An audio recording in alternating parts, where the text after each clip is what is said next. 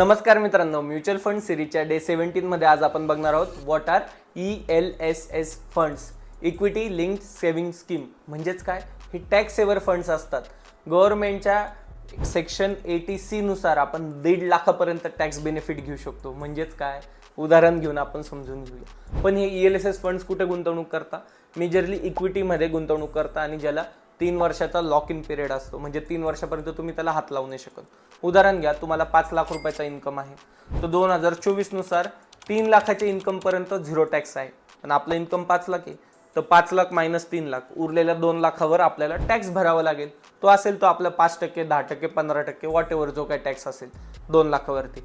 पण या 2 लाखातले पण तुम्ही 1.5 लाख जर का म्युच्युअल फंडमध्ये ELSS टॅक्स सेव्हर म्युच्युअल फंडमध्ये टाकले, तर 2 लाख मायनस 1.5 लाख जे आपण गुंतवले, तर 50,000 रुपये जे उरतात त्याच्यावरतीच तुम्हाला टॅक्स लागेल. म्हणजे तुम्हाला टॅक्स बेनिफिट भेटतो याच्यामध्ये इन्व्हेस्टमेंट करून. तर 1.5 लाखावरती जो टॅक्स लागणार होता तो लागणार नाही.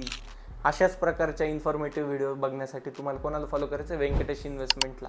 आणि तुम्हाला अशा प्रकारचे वेगवेगळे नॉलेज हवं असेल, तुम्हाला इन्व्हेस्टमेंट करायला हेल्प हवी असेल, म्युच्युअल फंड कोणता सिलेक्ट करायला हवा, कोणता म्युच्युअल फंड तुमच्या रिस्क ॲपिटाईटनुसार चांगला, हे जाणून घेण्यासाठी तुम्हाला काय करायचं? त्वरित मला संपर्क साधा. धन्यवाद.